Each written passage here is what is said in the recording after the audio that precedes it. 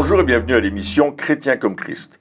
Aujourd'hui, nous allons voir que le Saint-Esprit confirme et assure notre salut. Et je me tourne directement vers Christine qui va nous lire un texte de Éphésiens, chapitre 1, et à partir du verset 13 et 14. Exactement, c'est ce qu'on va lire maintenant. Donc Éphésiens, chapitre 1, versets 13 et 14, qui nous dit « En lui, donc en Jésus, vous aussi, après avoir entendu la parole de la vérité, l'évangile qui vous sauve, en lui vous avez cru et vous avez été marqués de l'empreinte du Saint-Esprit qui avait été promis. Il est le gage de notre héritage en attendant la libération de ceux que Dieu s'est acquis pour célébrer sa gloire. » Et là, on voit que dès que nous acceptons Jésus dans notre vie, dès que nous croyons en lui, eh bien, nous sommes marqués par cette empreinte du Saint-Esprit qui vient témoigner, je veux dire, à notre esprit que nous sommes enfants de Dieu et qui vient nous assurer de cet héritage complet que Dieu nous donne.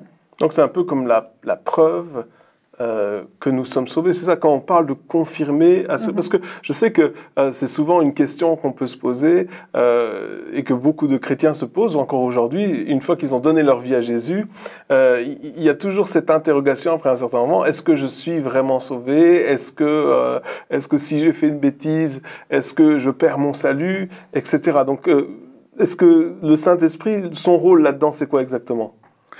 Il nous parle, en fait, il nous confirme dans notre cœur.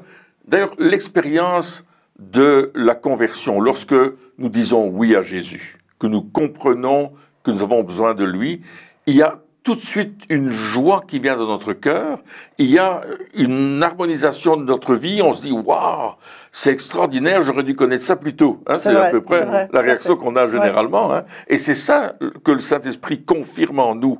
Et nous devons entretenir cette flamme, parce qu'elle est en nous. Oui, elle est en nous et justement, parfois on se pose effectivement la question, est-ce que je suis vraiment sauvé? Je crois que les premiers temps de la conversion, on se dit, est-ce que vraiment c'est vrai? Est-ce qu'il y a une façon de perdre? Mais le fait que le Saint-Esprit soit en nous, c'est justement là où il nous fait nous poser quelque part ces questions pour nous garder en harmonie aussi avec le Seigneur. Et il vient nous confirmer que nous lui appartenons. Quelqu'un qui n'est pas sauvé ne va jamais se poser la question. D'accord. Mais ça, c'est une très bonne réflexion. Et en même temps, le Saint-Esprit, donc comme tu dis, il vient, il confirme. Et après, quand on se pose la question, c'est justement parce que il peut y avoir un doute. Mais s'il y a un doute, c'est parce que on a quelque part comme une pensée comme quoi on aurait fait quelque chose ou qui n'était pas juste ou qu'on n'aurait pas fait quelque chose qu'on aurait dû faire. Donc, ça peut venir aussi de la conviction quelque part du Saint-Esprit, justement, cette pensée, mais qui est mal interprétée. Dans le sens où, au lieu de me dire, quand je ressens cette conviction, au lieu de me dire pourquoi est-ce que je dois demander pardon, pour quelles raisons est-ce que je devrais demander pardon, qu'est-ce qui se passe dans ma vie qui est en train d'attrister le Saint-Esprit aujourd'hui, au lieu de ça, j'ai une autre pensée qui vient et qui n'est pas la bonne, et qui me dit, est-ce que je suis encore sauvé? Voilà, c'est une pensée de culpabilité qui vient. Exact, donc la base est bonne, dans le sens où là, le Saint-Esprit, il est là en train de dire, il y a quelque chose qui cloche pour l'instant, il y a quelque chose qui ne va pas dans ta vie, mais au lieu de me dire, ah ok, qu'est-ce que c'est? Je veux te demander pardon pour ça et je veux aller de l'avant. Le diable va essayer de venir, c'est ça? Et il va me dire, ah peut-être que au fait ce qui se passe vraiment dans ta vie, c'est que tu n'es pas sauvé. Et au lieu de me concentrer sur ce qui devrait changer, je vais me concentrer sur essayer d'être sauvé par une autre méthode. Et c'est à ce moment-là que les œuvres vont rentrer en compte. C'est à ce moment-là que je vais essayer de faire des choses pour le salut, c'est ça? Oui, sauf que le Saint-Esprit, il est là et il va nous ramener sur la bonne voie. Hein, et c'est bien que tu parles du diable qui essaye toujours de culpabiliser, qui essaye toujours d'accuser. Et rappelons-nous qu'on est vraiment dans ce combat spirituel. On a vu pendant plusieurs émissions, on a étudié qui était notre ennemi, le diable. Et maintenant, on voit que le Saint-Esprit est notre allié. Mais le Saint-Esprit, c'est l'Esprit de Dieu. Donc, c'est celui qui est plus fort, celui qui est en nous est plus grand que celui qui est dans le monde.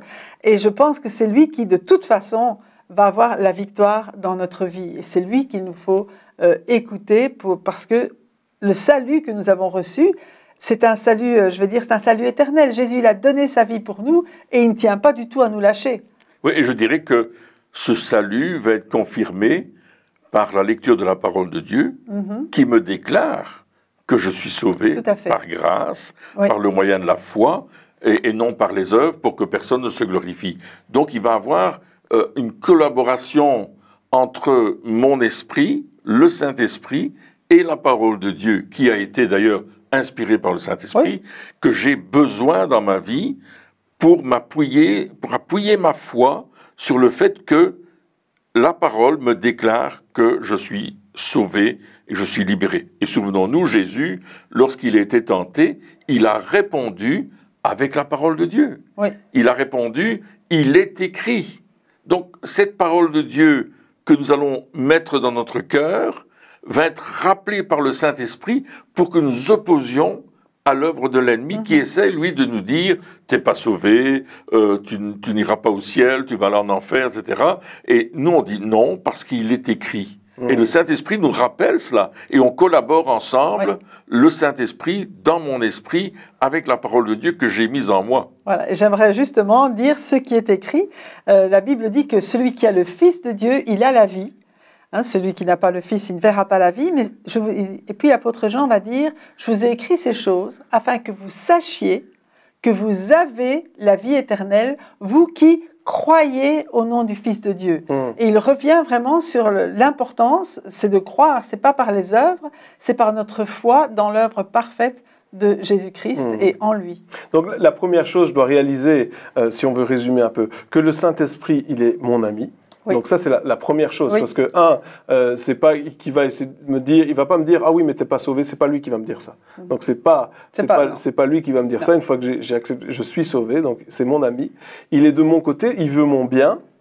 Le diable, lui, il va essayer de venir et de me dire le contraire, il va essayer de me mettre sur une mauvaise voie, pour que j'utilise mon énergie à chercher des choses que j'ai pas besoin de chercher. Le salut, je n'ai plus besoin de le chercher. Hein, c'est essayer de trouver quelque chose qu'on a déjà. C'est comme si on a les clés de la voiture dans la main et qu'on cherche partout après. C'est vraiment ça. On perd toute notre énergie. On devient stressé pour rien finalement. Et à la fin, on réalise qu'elles étaient dans nos mains et on a perdu du temps. Donc ça, c'est une chose. Et après, le Saint-Esprit, il va quand même faire son œuvre en nous de conviction. Il va quand même être là pour, on l'a dit, hein, il assure, il confirme le salut, et puis il nous met sur une voie. Donc on doit apprendre quelque part à écouter la voix du Saint-Esprit et savoir la discerner entre la voix. Et ça, je pense que c'est aussi une clé pour nos vies, de dire, je vais discerner quelle est la voix du Saint-Esprit et quelle est la voix de l'ennemi. La voix de l'ennemi, ce sera toujours une accusation. Une accusation qui va nous enfoncer. Le Saint-Esprit, ça va être une conviction qui va nous permettre d'en sortir. Donc c'est vraiment l'effet contraire. Hein. L'accusation, on voit l'histoire avec Judas. Quand Judas, il a été accusé par le diable et au final, il s'en est voulu, il a eu du remords, il s'est pendu. L'apôtre Pierre, il a été convaincu par le Saint-Esprit quand il a vu le regard de Jésus. Il est allé pleurer, mais il est allé se repentir. Et finalement, ça a été vraiment le disciple que Jésus a. Oui, donc quelque part, il a été relevé. Ouais, c'est voilà. Ça. Donc le Saint-Esprit, c'est pas qu'il ne ferme pas les yeux sur ce qui ne va pas, mais il nous dit voilà ce qui ne va pas et voilà comment ça peut aller. C'est pour ça que dans le passage qu'on a lu, hein, il dit c'est comme il est le gage de notre héritage, comme un sceau de notre. C'est ça, comme c'est une preuve. C'est ça qui dit voilà maintenant tu appartiens à Jésus. Tu es marqué, tu es marqué pour dire voilà. Et je pense que ça c'est important parce que des fois on se dit ah oui mais on pourrait perdre le Saint-Esprit pour un oui ou pour un non. Des fois on a cette mentalité là de dire ah ben il suffit que je dise une parole de travers et pouf le Saint-Esprit il s'en va parce que on prend le texte de David qui dit Seigneur n'enlève pas ton esprit etc. Parce que David était dans le péché et il continuait dans le péché, il savait qu'il était dans le péché, il continuait dans le péché et jusqu'au moment où il y a eu cette conviction qui était là, mais je pense que le Saint-Esprit, il est là, il reste là, il veut rester. C'est pas que le Saint-Esprit n'essaye pas de chercher des excuses pour pouvoir partir de nos vies. il veut rester. Il aime être avec nous, il est notre ami, et toutes ces choses-là. Et je pense à un changement de mentalité qu'on doit avoir. Oui. Tout à fait, parce que le Saint-Esprit va simplement être avec nous tous les jours, parce qu'il nous aime. Oui. Il faut bien comprendre qu'il y a une relation d'amour entre nous et Dieu. Dieu nous a aimés le premier, et puis on a découvert cet amour et on a répondu à cet amour. Et le Saint-Esprit vient mettre ce sceau, il vient nous donner cette bague de fiançailles. Il y a une autre traduction qui dit que César de l'Esprit, c'est une bague de fiançailles qu'il nous donne, comme quoi, ben oui, on va aller aux noces de l'agneau, n'oublions pas, qu'il va y avoir quelque chose d'extraordinaire, et que l'épouse de Christ va se trouver dans cet endroit-là. Il y a tout un concept de vie où le Saint-Esprit est celui qui va non seulement nous accompagner en chemin quand on a des difficultés, des problèmes, des luttes et des combats, mais aussi dans la joie. Il va produire un fruit à l'intérieur de nous. Donc il y a la joie, il y a la paix, il y a la bénignité, il y a la fidélité. Et ce fruit va être en nous parce que c'est les conséquences de cet amour que nous avons pour Dieu. Un amour qui va être flamboyant, une réaction que je vais avoir avec Dieu, Dieu avec moi. On va vivre ces choses-là et il nous donne vraiment la joie. Et parfois, on est dans une tempête extraordinaire, mais on a cette paix, cette joie, cette sérénité que seul le Saint-Esprit nous donne parce que on sait qu'il est avec nous. C'est vraiment intéressant cette image de bague de fiançailles. Oui. Et cette image de bague de fiançailles, quelque part, elle nous dit j'ai été choisi et j'ai dit oui. C'est vrai. C'est ça. C'est vrai. C'est ça. La bague de fiançailles est là, j'ai été choisi. J'ai été choisi par Dieu et j'ai dit oui. Et finalement, c'est ça aussi. Tu parlais des tempêtes, des problèmes dans notre vie, etc. Et là, justement, dans ces moments-là, alors bien sûr, dans les autres moments aussi, hein, parce que on parle d'épreuves, mais on peut aussi parler de moments joyeux. Hein. Oui. Donc, j'ai été choisi. Et bien, dans les tempêtes, dans les épreuves, quand il y a des doutes, quand il y a des accusations qui viennent, etc. Je dirais non, j'ai une bague de fiançailles. J'ai été choisi et j'ai dit oui. Et là, il n'y a rien qui peut me l'enlever. La seule personne qui peut enlever, c'est moi. Mais sinon, il n'y a rien elle va pas tomber. Je veux dire, une bague, Elle ne tombe pas. Elle ne tombe pas. Elle reste là, peu importe les mouvements qu'on peut faire, peu importe même si on pourrait faire du saut en parachute, la bague resterait là. Elle est figée au doigt. Elle est au bon endroit. Et donc, j'ai été choisi et j'ai dit oui. Et là, je me rappelle du fait que j'ai été choisi, donc peu importe ce qu'on me dit finalement, ça n'a pas d'importance. Si on me dit des choses négatives, ça n'a pas d'importance, c'est trop tard. J'ai été choisi. Et 2, ça me rappelle aussi mon engagement, de dire « et j'ai dit oui ».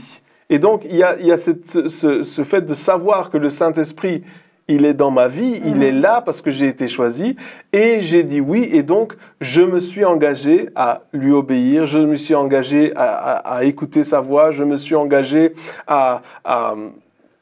à me sanctifier parce que c'est le Saint-Esprit, il est saint. Donc, il y a ces deux choses qui sont là. Je pense que c'est ça un peu. C'est vraiment ça, oui. C'est vraiment ce que le Saint-Esprit fait en nous aujourd'hui. Et en même temps, quand il nous parle du gage de notre héritage, quand il parle de la bague de fiançailles, ça veut dire qu'il y aura un après. Hein, comme tu disais, il y aura les noces de l'agneau. Et on sait que maintenant, on a déjà des choses extraordinaires, qu'il y a déjà un héritage dans lequel on peut rentrer maintenant. Mais ce n'est que le tout début. C'est comme si c'était un acompte.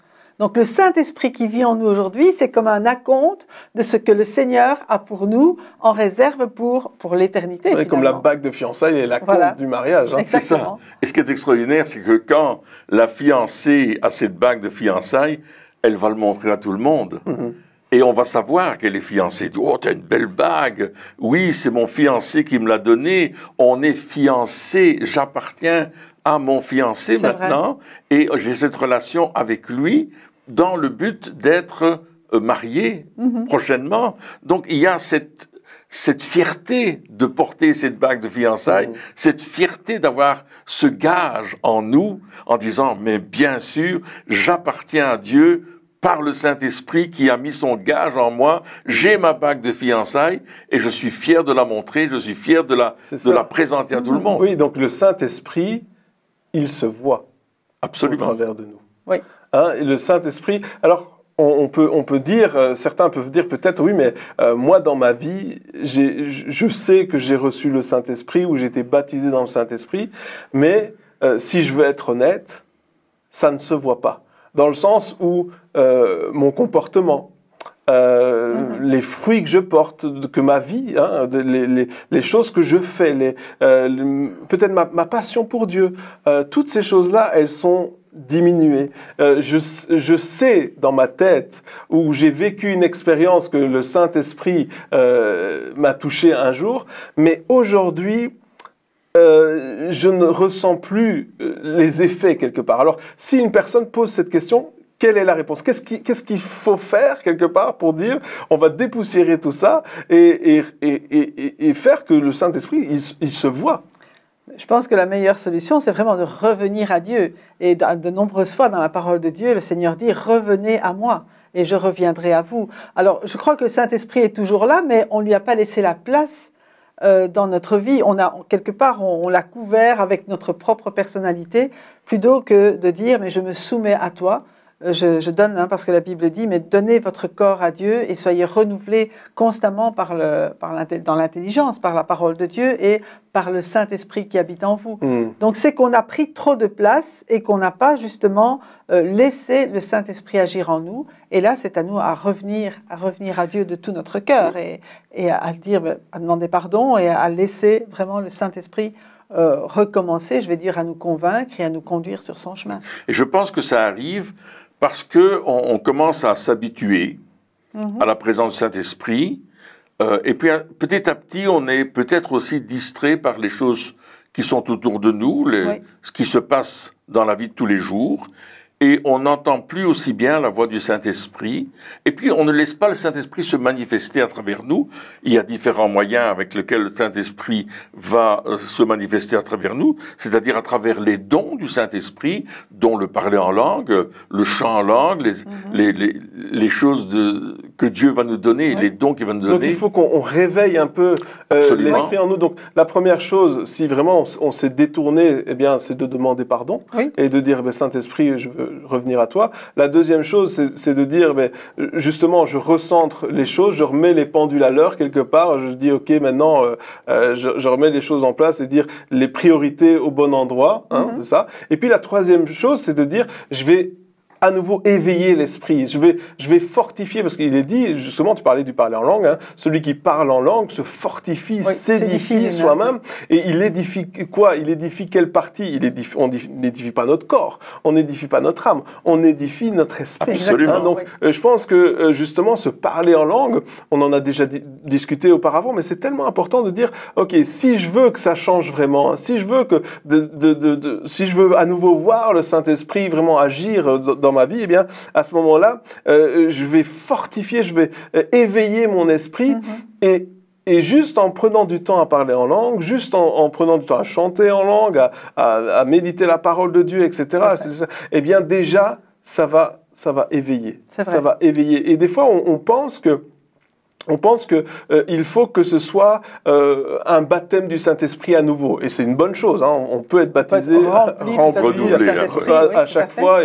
Mais je crois que comme de la même manière que l'Esprit, des fois, s'éteint petit à petit dans nos vies, de la même manière, on peut rallumer petit à petit l'Esprit dans notre vie. Des fois, on a des grandes manifestations du Saint-Esprit, et alléluia pour ça, mais je pense que lorsqu'on bâtit, eh bien, c'est peut-être lentement, mais sûrement. Et on a quelque chose de solide. Oui. Et l'important, c'est de bâtir notre relation avec la personne du Saint-Esprit.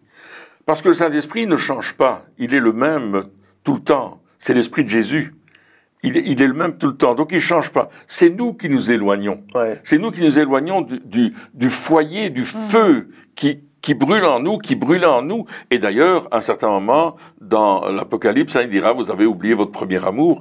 Ranimer l'amour, c'est ranimer notre désir d'être encore plus dans ce que Dieu a pour nous et de le mettre à la première place. Et quand tu fais ça, il y a quelque chose qui se passe en toi. Donc, quand je perds mon assurance, parce qu'on dit le Saint-Esprit assure et confirme le salut, donc quand je perds cette assurance ou que j'ai l'impression de ne plus l'avoir et que j'ai l'impression de ne plus avoir cette confirmation de mon salut, la solution, ce n'est pas de courir de réunion en réunion pour essayer de recevoir le plus possible ou que quelqu'un me dise « mais non, tu es sauvé, tu es sauvé ». La solution, c'est de revenir près du Saint-Esprit. C'est mon intimité en dire « ah, ok, donc j'ai plus cette assurance, ça veut dire que je suis trop loin ». Ça veut dire que je me suis éloigné et je vais pas essayer de faire des choses, je vais juste me rapprocher. C'est pas compliqué. Non, c'est pas compliqué et ça se fait là dans l'intimité. Donc tu reviens à Dieu, tu peux revenir à sa parole, le parler en langue, c'est vraiment important. Simplement dans la prière, se renourrir tout à nouveau de la parole parce que généralement on s'éloigne du Seigneur quand on s'éloigne aussi de sa parole, quand on vit un peu sur ses réserves, hein. Mais si on revient à la parole, eh bien, de nouveau, on peut boire à cette eau pure qui va redevenir en nous une source d'eau qui va jaillir. Et c'est vrai parce qu'on se nourrit tous les jours. D'accord? Donc physiquement, bien sûr, mais aussi dans notre âme. On est nourri dans notre âme tous les jours. C'est-à-dire qu'on va se nourrir soit avec la parole de Dieu, soit avec autre chose, des conversations, mais il y a rien de mal à ça, mais des conversations, ce qu'on regarde à la télévision, ce qu'on lit dans les informations, enfin toutes ces choses-là. Donc on va de toute façon, on a besoin de se nourrir, et on va le faire. Peu importe quoi, on va se nourrir d'une manière ou d'une autre. Donc c'est intéressant ce que tu dis. Donc à nous de choisir de quoi on va se nourrir. À nous de choisir. Et de nourrir notre esprit, en fait. Et de nourrir notre esprit. Par ce qui est inspiré par le Saint-Esprit. Et sachant que quand on lit la parole de Dieu, on en a aussi parlé, mais le Saint-Esprit est là pour nous la révéler et pour nous donner cette nourriture dont nous avons besoin. Quelqu'un qui est déshydraté, je veux dire, hein, qui n'a pas bu depuis longtemps, mais il n'a aucune force. Mais dès qu'il recommence à boire un petit peu, les forces reviennent. Exactement. Donc, dès qu'on se rapproche finalement du Saint-Esprit, c'est pas qu'on dit « Ah oui, mais vas-y, Saint-Esprit, déverse ta puissance sur moi, etc. » Alors, ça peut le faire, mais le fait, c'est juste de dire « Je vais être plus proche de toi. » Et puis là, à ce moment-là, il va témoigner à notre esprit. La Bible nous dit « Il témoigne à notre esprit que nous sommes enfants de Dieu. » Donc, il va venir et c'est des paroles rassurantes quelque part. C'est des paroles qui nous encouragent. Le Saint-Esprit, il vient, il témoigne. Et puis, des fois, on a peur de revenir à Dieu parce qu'on a peur de se faire engueuler. Parce qu'on a cette image du Père terrestre, hein, où on se dit « Ah, mais purée, si je fais une bêtise, que je vais le voir, je vais me faire engueuler. » Donc on a cette peur qui est là. Et puis, alors que là, on se rapproche, et puis le Père témoigne, l'Esprit témoigne à notre esprit que nous sommes enfants de Dieu. Comme le Fils prodigue, lorsqu'il est revenu, hein, il avait cette peur, et il se disait « Oh, mais là, il va me casser, c'est terminé, genre, je peux plus. » Alors que lorsqu'il a vraiment fait cet acte, ce qui l'a empêché de venir pendant longtemps, c'était cette peur. Puis quand il était désespéré, il est venu quand même. Et ce qui s'est passé, c'est que le Père, rien de ce qu'il pensait n'a été fait, mais tout le contraire. Et c'est la même manière lorsqu'on revient vers le Saint-Esprit, lorsqu'on se dit « Ok, je suis resté trop loin, trop longtemps, maintenant je vais revenir », on s'attend à être cassé et on arrive et finalement... Il témoigne que nous sommes enfants de Dieu, que nous sommes aimés, que nous sommes choyés, qu'il a un plan pour nous. Enfin, toutes ces choses-là qui quelque part, viennent confirmer ce qu'il est en train de faire dans notre vie. Exactement. Une parole d'encouragement que le Saint-Esprit nous donne et donne à une personne va produire que cette personne va rentrer dans sa destinée. Tout d'un coup, une parole d'encouragement et puis dire « Ah oui ». Merci Seigneur, j'avais oublié ces choses où je les connaissais pas et puis tu m'amènes plus loin. La deuxième chose, c'est que on a besoin de nourrir notre foi et la foi vient de ce qu'on entend et ce qu'on entend vient de la parole de Dieu. Une troisième chose, c'est qu'on a besoin de la communion fraternelle.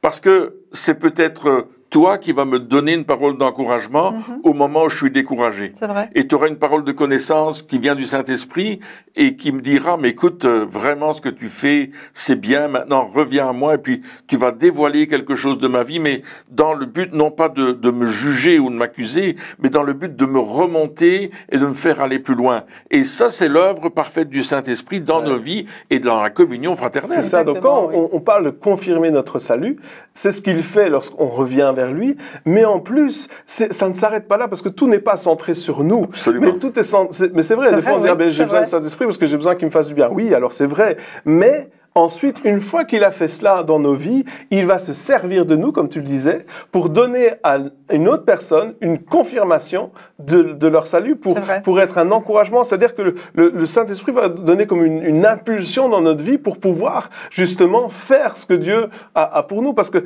ça ne s'arrête pas à « je me sens bien, j'ai été renouvelé », etc. Ça ne s'arrête pas à ça. Non. Alors c'est bien, mais des fois les chrétiens ils s'arrêtent à ça en disant bah, « ça y est, je suis bien, je me sens bien ». Non, c'est pas tout. Une fois que tu te sens bien, on est là pour donner aussi. Donc on est là pour apporter le salut, pour apporter la bonne nouvelle, pour propager l'évangile et c'est au travers du Saint-Esprit qu'on va faire ça. Donc on revient vers lui, il nous confirme en nous, et ensuite il nous donne justement cette force, cette puissance, cette dynamique, cette inspiration pour pouvoir aller et puis aider les autres, donner des paroles d'encouragement, et c'est souvent ça qui a vraiment un impact. C'est pas des paroles d'accusation qui ont un impact, mais si, ça a un impact, mais négatif. Mais c'est des paroles d'encouragement qui, elles vont vraiment amener le changement. Et qui vont relever les autres aussi. De la même manière que nous avons été relevés par le Saint-Esprit, eh bien, il nous utilise pour en relever d'autres, pour amener les autres aussi